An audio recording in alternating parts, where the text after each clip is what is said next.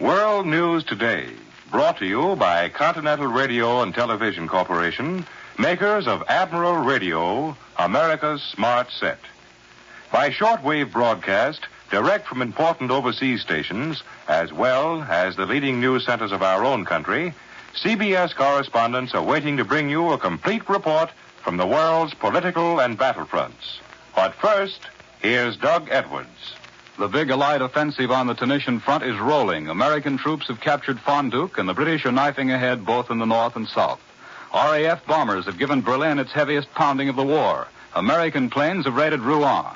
The Red Army has captured 7 settlements in the Smolensk area. American planes have battered at Jap bases throughout the southwest Pacific, and enemy bombers have retaliated with raids on our installations in the Solomons. Now for our first report from overseas, Admiral Radio takes you to CBS Algiers, Charles Collingwood reporting. This is Charles Collingwood at Allied Force Headquarters in North Africa. The 8th Army's attack on the Merit Line is gathering momentum. In the frontal attack on the line itself, new advances were made southwest of the village of Merit. But what is much more spectacular, the British force, which swept all the way around Rommel's flank, is now in the outskirts of El Hama. All you have to do is to look at a map to see what this means. El Hama, which is marked on our map with the little palm trees that mean an oasis, is in the exact and geographical rear of the Merit Line. It's not a threat to Rommel's rear, it is his rear. And from El Hama to Gabas on the coast is less than 20 miles. North of El Hama, all the way up to Sousse, American forces are gradually overflowing onto the coastal plain. El Gatar, McNassie, and now today's communique says that we have taken Fonduque, which is opposite the port of Sousse and only 50 miles away from it. If you are one of those who subscribe to the belief that sooner or later Rommel is going to have to pull out of the Merit Line and move into northern Tunisia, the implications of all this are enormous. From El Hama to Fonduque, there are Allied columns aiming to intersect Rommel's line of retreat. Each one is a potential threat. Each one is a potential trap for Rommel in which a general could lose an army. Of course, they are still just potential traps. And so far, Rommel doesn't seem to have started to pull out of the Merit Line. But the threats are all there, and the strategy of the thing is something to watch. There's other strategy in North Africa to watch, the political strategy of General de Gaulle and General Giraud. General de Gaulle is coming here all right, and the announced intention of the two generals is to work out an agreement. The impression here is that some kind of an agreement, some kind of union will be worked out. But the question is, what kind? And that's where the strategy comes in. Both leaders want to bring about the union of all fighting Frenchmen, but both want to keep their own individuality and the individuality of their organizations. The de Gaulle-Giraud meeting won't be exactly a battle, but it won't be exactly a love peace either. This is Charles Collingwood in North Africa, returning you to New York. More news in just a moment. But first, here's Warren Sweeney with a word from Admiral Radio. Should we begin planning now to meet the problems of the post-war world? According to recent surveys, the majority of people say we should. Whether or not you agree with that opinion, you'll want to hear all proposals and views, for the post-war world will be your world. Radio, now and in the future, will present every plan and opinion. Because it will, you'll want to be certain your radio is ready at the flip of a switch to bring in any program you want to hear. Admiral dealers have devised a simple, effective, and economical method to relieve you of worry about radio failure. Simply call your Admiral dealer and ask him to check your radio twice a year regularly. In other words, put the responsibility for keeping your radio in perfect condition squarely on his shoulders. Your Admiral dealer will accept that responsibility gladly. He'll anticipate trouble, order any replacement you might need in advance, and probably have it, despite shortages, in time to keep your set in continuous action. Above all, your Admiral dealer, backed by the entire Admiral organization, will put his knowledge and facilities at work so that your radio gives tip-top performance throughout the duration. Relieve yourself of worry. Call your Admiral dealer Ask him to check your radio twice a year regularly. He'll do the rest. And now, back to Doug Edwards. On the vast Russian battlefields, the Red Army appears to be consolidating its positions and beating off Nazi attacks. For a direct report on the situation, Admiral Radio takes you now to CBS Moscow. Bill Downs reporting. This is the first time that this phrase has appeared in the Russian communiques since last summer's lull in the fighting. It is true that the fighting has slackened all along the Russian front, but it can hardly be called a lull. There still are attacks and counterattacks on the Smolensk front, and the Germans are still trying to gain effective initiative at Belgorod and on the Bryansk sector. The Red Army continues its painful advance through the mud of the Kuban. It's true that the front is comparatively quiet, but it's the kind of quiet you would get if you put a lid on a live volcano. The Red Army's Railroad Battalion has achieved something of an engineering miracle. In a little over 2 weeks, they have succeeded in opening the vital Moscow-Veliki Trunk Railroad. The first military train moved over this railroad yesterday. The repair of this stretch of 280 miles of railroad was one of the most difficult assignments any engineering corps ever had. The railroad has been the center of a battlefield since the early days of the German invasion. It has been bombed by both German and Russian planes. Soviet partisans have blown it sky high at 100 places. But even before Veliki was taken, the Red Army Railroad Corps went to work. They found that besides widening the gauge of the railroad tracks, they would have to virtually reset every railroad rail. You see, the Germans not only destroyed all switches and frogs, but they also sent men along the lines with heavy sledgehammers who every 50 feet or so just knocked out a piece of railroad rail. I've seen this type of destruction every place where the German army has passed. You probably couldn't run an American streamliner at the speed of 100 miles an hour over the reconstructed Veliki-Moscow railroad line today, but you can jog along at 20 to 30 miles an hour with heavy freight and munitions and arms. And that's what's happening today as the Soviet command reinforces its Veliki garrison, the garrison which is closer to the borders of the Soviet Union than any other group pushed to the east by the Axis invaders. And this is Bill Downs returning you now to CBS in New York. Within the past hour, our Army and Navy announced new air blows against the Japs in Burma and in the North and South Pacific. For this news and details on the rationing program, Admiral Radio takes you to CBS Washington. Lee White reporting. There's been a flare-up in the area warfare in the South Pacific. A Navy communique reports 6 more American raids on Japanese positions and 2 Japanese bombings of American positions. Instead of bombing Nauru Island once last Thursday night, it now appears that we made 2 attacks. Nauru is an isolated, once British, now Japanese-held base 770 miles due north of Guadalcanal. Catalina patrol bombers raided it the first time, starting fires. And in the second attack, the one already reported, liberators scored hits on enemy installations. Light bombers and fighters made 2 more attacks on Munda, one on Vila and one on Rendova Island in the South Pacific. And in the North Pacific, a force of Mitchell medium bombers scored hits on the airdrome and camp on Kiska in the Aleutians. The Japanese bombed Canton Island in the Phoenix Group on Thursday night. And early Friday morning, 7 enemy planes made 5 sorties over Guadalcanal. But in only 2 of them were they able to drop any bombs. From India, the Army Air Force reports that 2 formations of liberators bombed Rangoon on Friday night, scoring hits on the railway station, the airdrome, and the harbor area. Meat rationing begins tomorrow, and from the looks of things, most butcher shops are going to be short, at least for a time, until the rationing machinery can get underway. The OPA estimates it will take at least 2 weeks for things to start running smoothly, and meanwhile, Americans will just have to be patient. Senator Ball and a number of other senators and congressmen, however, are thinking about increasing the rations for people doing heavy labor. They think the current rate is plenty for white-collar people, but that the average worker in a war plant ought to have more than 2 pounds of meat and fats a week. Maybe he will, even without congressional action, for the OPA is prepared to raise the ration just as soon as supplies are plentiful enough to warrant such a step. Last night, it removed dried fruits from rationing altogether, and it revised the point values of other processed foods depending upon the demand. Some went up and some went down. I now return you to CBS, New York, and Doug Edwards. Now here in our New York studio is Columbia's military analyst, Major George Fielding Elliott. The news from the Pacific is interesting because of a shift in location out into the middle of that vast ocean. The Japanese have made a light raid, probably its actual purpose was reconnaissance, on our base on Canton Island. And we have made 2 raids on the Japanese installations on Nauru Island, as Mr. White has just told you.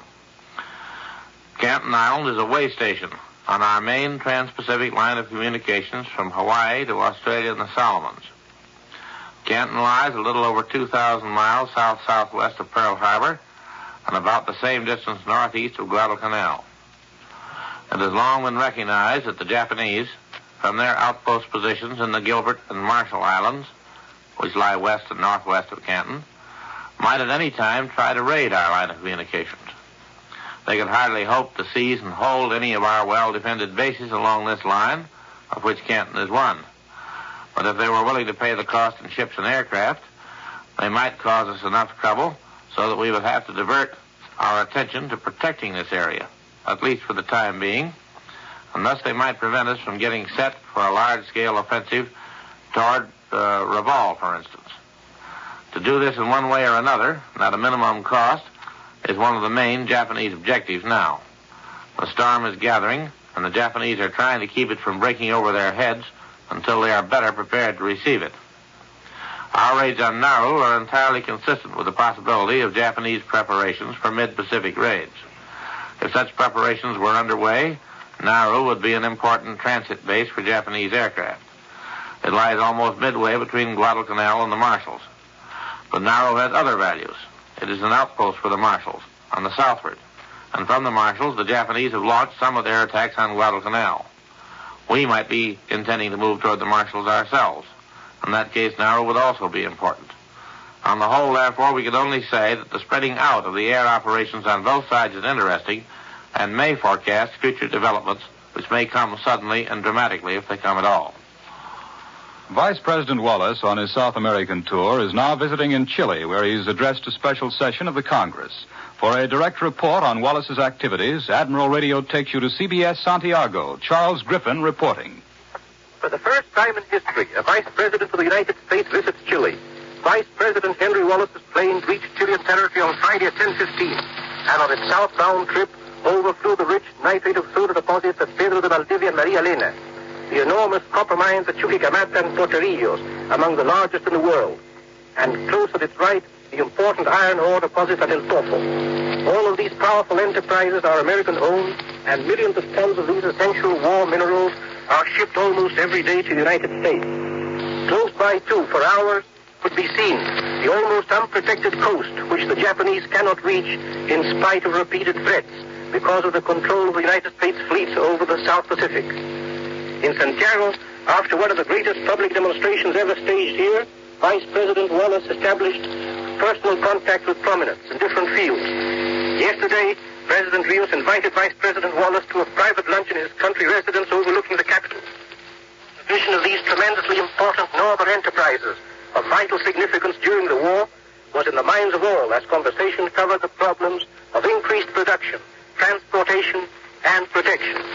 Today, Vice President Wallace will be the guest at the National Open-Air Stadium, sitting 80,000. And tonight, President Rios stages the dinner at the Moneda Palace, sitting close to 200. Tomorrow, the party leaves by train for the southern provinces and the coal fields.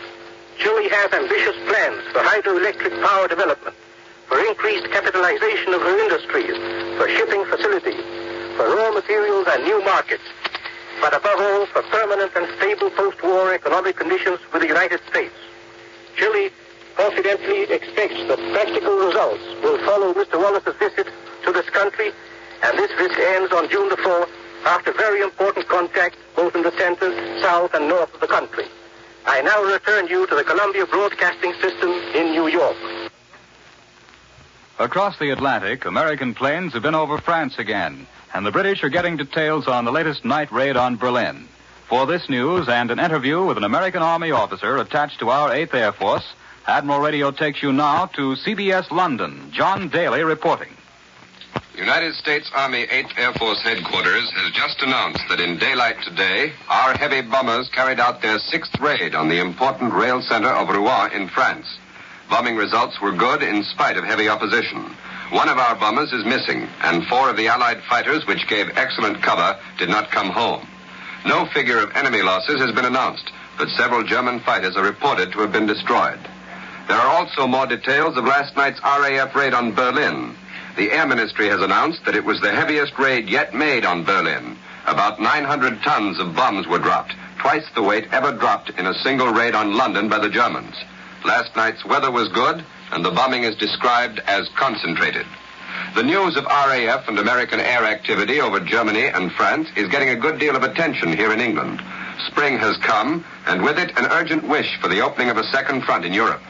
Allied air activity is considered the opening gun of that second front, and present air activity adds up to a softening up of the German defense before invasion. How the RAF and the United States Air Forces are doing the job can best be told by the men who fly the planes. Beside me is Colonel Stanley T. Ray of Birmingham, Alabama. He commands one of the groups of the 8th Air Force, a group which has made 30 missions over Germany and France. Yesterday, Colonel Ray was awarded the Silver Star for gallantry in action while leading his group on those missions.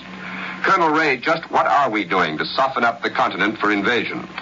Overall, we're reducing the enemy's war potential. We're bombing his production centers where he produces the things he will need to repel an invasion of Europe by the United Nations. What is the most important factor? We are fortunate in having England as a base from which an invasion can be launched. But a base will be of no use unless we can get supplies to it to support an invasion. That makes a submarine our number one problem now. And that is why the 8th Air Force has repeatedly raided Saint-Nazaire, Lorient, La Pallice, and Brest. In those raids, we hit the German submarine operating bases on the French coast. That's one phase of softening up. Another has been our raids on northwest Germany, designed primarily to get at production centers of submarines. In the raid on Vegesack, pictures taken during the raid and after show that we inflicted extremely heavy damage on the most important sub-building works available to the Germans. Well, what about the raids on places like Emden and Ham and Rouen and Amiens? Those are important rail communication centers. By striking these centers, we interrupt the enemy's flow of raw materials to factories and the flow of finished war goods to the using fronts. Thus, the destruction of trackage and of freight cars and engines in the raid on Rouen today will have a lasting effect on the flow of supplies to the German submarine bases on the French coast. Well, Colonel, what can we look for when the 8th Air Force gets the hundreds of planes which General Acre, the commander of the 8th Air Force, said would arrive early this summer? We've had a hard winter, but we're out of the woods now. When we get those planes, we'll send groups of them to many different targets at the same time. In addition to German industry and communications, we will destroy the German Air Force in its production centers, on its aerodromes, and in the air. We, the RAF and the United States Air Force, will keep the German air raid warning service on a 24-hour basis. We'll send over so many planes that the German anti-aircraft gunners will be beating their heads on the concrete. And since we must come to grips with the Germans on land before we can win the war, the 8th Air Force and the RAF will prepare the way. And then, when this land force goes in, we will provide an umbrella of bombers and fighters which will strike as part of that force. Oh, yes, there's one more thing that the air arm of the United Nations is doing to soften up for invasion. German morale is not cracked yet, but we do know that the RAF night raids and our day raids have already affected morale, and they will have an ever-increasing effect. I wouldn't want to be a German in Germany this summer. There will be no future in it. And now, back to CBS New York and Doug Edwards. You've just heard Colonel Ray of our American Army Air Force in Britain. Now, here in our New York studio, home after 7 months in London, is Joe Alex Morris, foreign editor of the United Press. Joe, what do you think these increasingly heavy American and British raids on the continent are leading up to? They're leading up to our grand assault on Hitler. You can be sure of that, Doug. But last night's big raid on Berlin was just a part of a long, hard job. Our air offensive is such a vast undertaking that the overall picture cannot easily be seen by us ordinary citizens. But I had a chance in Britain to talk to the men who are doing the flying and to some of the men who direct the whole operation. What impressed you most, Joe, in your talks with those fellows? I'd say the vast amount of organization required. Usually, we think of a bomber as having a crew of half a dozen or a dozen men, and perhaps we think of the ground crew of half a dozen more men. But actually, there are dozens of other men behind each bomber. Men who are busy at desks, others who work day and night repairing or overhauling planes. And if any one of them fails in his job, the whole operation is endangered. Well, it certainly is a job. Well, there's another side to the picture. You get a glimpse of that when you talk to General Andrews, who is our commander in the European theater, or to Air Marshal Harris, chief of the RAF Bomber Command. They have the job of putting the whole machine together so that it'll work. I'm beginning to see, Joe, how many difficulties must be overcome as we move toward our goals of all-out bombing of Germany. Yes, and we still have a long way to go. We can say that there are really two goals, Doug. Both are essential preliminaries to victory. The first is steady day and night bombing. This is a long-range proposition, and the results are not immediately evident at the war fronts. By that, I mean that if we knock out a factory making U-boat engines at Munich, the effect will not be felt in the Battle of the Atlantic until months later. But it will be felt. Or even if we merely destroy the factory's streetcar lines, or gas mains, or electric light and power lines, then we have also struck a blow that will, much later, of course, be of importance in safeguarding our convoys, because anything that disrupts production of U-boats is going to help win the war. Well, how about that second goal? The second goal is perhaps the most important. It is the destruction of the German Air Force, and to a great extent that will be America's job in the final battle for the skies over Europe. We must force the Luftwaffe to fight, not just occasionally, but day after day. We must attack with vastly superior numbers and vastly superior firepower. Well, that's where our flying fortresses come in. Yes, their daylight raids are very important in moving us nearer to our goal. Not only can we hit specific targets that the RAF might miss at night, but we can force the enemy to come into the air and fight, and we can knock him down. Of course, we don't come out of that kind of fighting unscathed, Joe. No, indeed. That kind of air war is costly, and we must expect greater losses as our offensive grows. But remember, it's still more costly to the enemy. The Germans have learned what it costs to tackle a formation of flying fortresses, to fly into a battery of fortress guns that may fire 100 bright, ugly chunks of steel every second.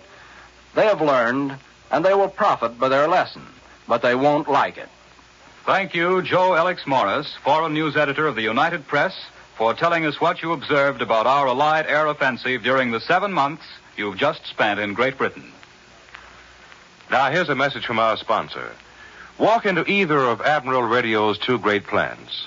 What will you see? Batteries of punch presses, screw machines, electric welding apparatus, and countless other intricate devices, all being operated at top speed by the capable hands of Admiral workers. You'll see Admiral research technicians, radio and electronic engineers, busy in their laboratories where developments that might take years in peacetime are often crowded into a few brief months under the pressure of war.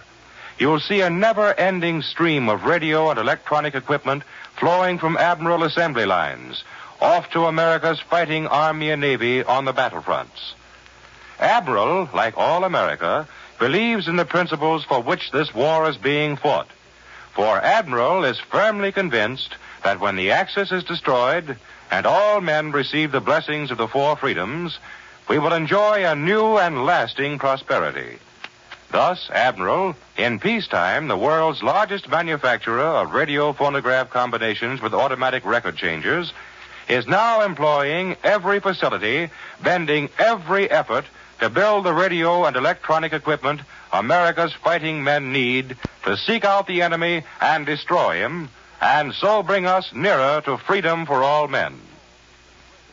Mail from home is the greatest of all morale builders. Write to that man of yours in service. Write often, even though he doesn't always have an opportunity to answer.